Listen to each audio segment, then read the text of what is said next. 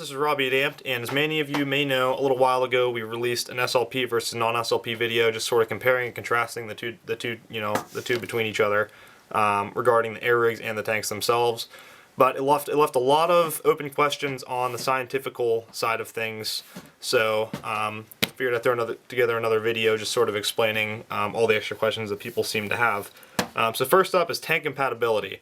I briefly went over it in the previous video, but I'm just going to go a little more in depth now. So on your right is going to be, this is a 68 cubic inch Ninja carbon fiber tank. This is an SLP tank. So this is the SLP Pro tank. And then on your left we have one of the 62 cubic inch standard output 3000 psi aluminum tanks. So very different in appearance. Overall though, both made by Ninja, great tanks, but they do serve different purposes. Now, with the SLP air rig, which has the ARX20 regulator, throw it in here for reference. The SLP regulator, or the ARX20 regulator or air rig, can only be used on SLP tanks. So anything without an SLP head, you run the risk of blowing the regulator out, which is obviously bad. So if you use an SLP air rig, stick to SLP tanks primarily. Okay, now, if you use a fire-based regulator or anything that's not labeled the ARX20 or SLP air rig in our case, you are free to use any tank that you wish. And that goes for both SLP and standard output tanks. Now that brings me to my second topic, which is the wear and tear sequence from tank to tank. Now theoretically, and this is a theory that I've heard a lot, so I just want to address it. Theoretically, since the SLP tanks output less pressure at the head, they don't put as much stress on the regulator as a standard output tank would. Now, while that may be true, you'll probably never notice that because of the way the air rigs are built. Since the Firebase and the 2-liter and other regulators from different manufacturers are built to withstand that pressure, you're really not going to see any extra wear and tear on them. But that's just a theory that I've heard. So technically, yes, it puts less wear and tear on the regulator, but you're never gonna notice since they're designed for that pressure anyway. You're never gonna break anything faster by using a higher output tank, which is what they're meant to be used on. Okay, so next thing to be addressed is going to be general reliability, which sort of goes along with the wear and tear thing, but it is different. Now, there is a lot of talk with, as far as the Firebase goes. The Firebase is sort of the new guy on the block. Redline just released it a little, in our terms, a little while ago. When the SLP, we've been making SLP rigs since, the fusion engines first came out, however long ago. Now the Firebases are excellent air rigs. They're doing really well. But it seems like a lot of people, because of the price difference, they consider the SLP air rig to be less reliable, which is not the case. I know some of us, mainly me and Curtis, and also Anthony as well, the SLP was my first air rig, and I haven't switched off of it since the fusion engines came out, when I had my gun originally Polar Starred. And I've been using that thing forever. I recently purchased another ARX20 regulator just to salvage the cap off of it because I lost my cap, but I'm still using the same regulator as I was, the day I got my Polar Star. So, and it's never failed me once. So the SLP regulators are definitely 100% reliable, as are the Firebase. I just wanted to touch up on that in case anybody was, curious as to, if the SLPs wore down faster because of the price differential or anything. But they seem to be extremely reliable. Okay, next up we have the topic of tournament locks, which is a very touchy topic, it seems, nowadays, especially with all the accusations that Polar Stars are getting with the, the crazy rate of fire and people adjusting their PSI on the go and cheating and whatnot.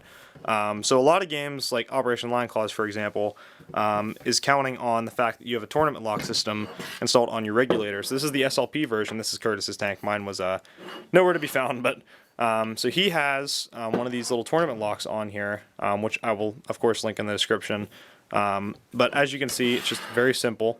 It's an orange cap that's cut to size with the cap on the SLP reg. It has a little teacup loop, of which they expect you to put a zip tie through.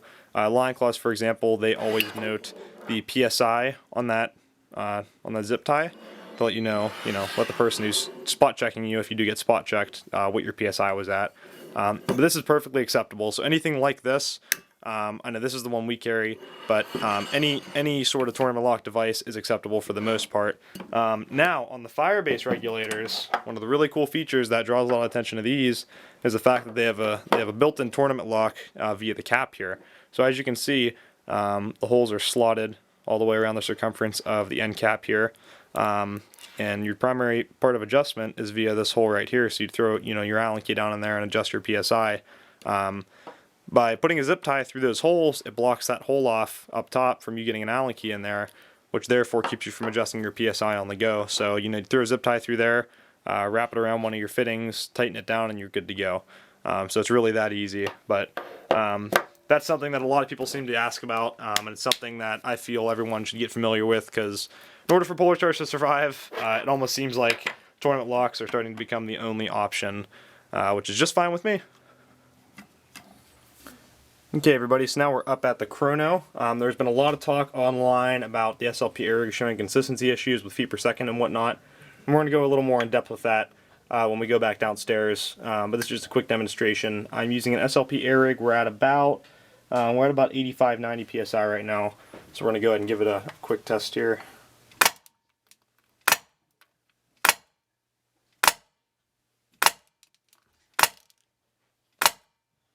It's pretty consistent. We're going to go full auto real quick.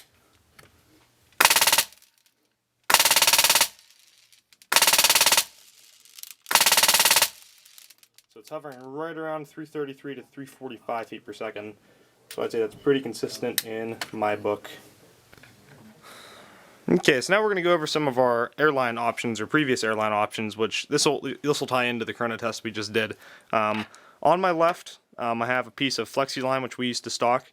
I also have a piece of 1/4 inch macro line, which used to be standard on all of our air rigs, and I also have a section of our new amp line, which we released a little while ago and is now standard on all of our air rigs.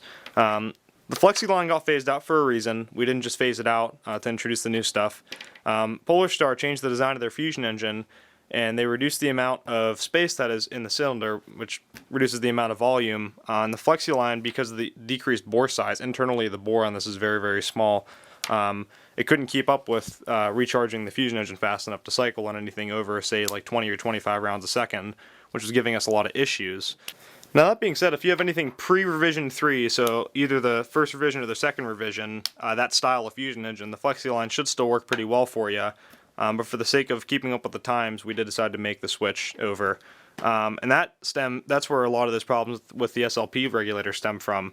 I notice on a lot of forums, people are complaining about their SLP air rigs not keeping up on high rate of fires, and then they mention that they're using the flexi line, or we called it our old amp line, or in some cases they're called Ninja line, and that's because the internal bore is too small to keep up with the rate of fire that they're looking for. So that's where that comes from. So it's not an SLP issue, it is a line issue. The most efficient line so far is our amp line that we found. Also, Redline's line also works very well. So that's pretty much it. Feel free to comment if you have any questions or anything, and also please like and subscribe and share the video if you want.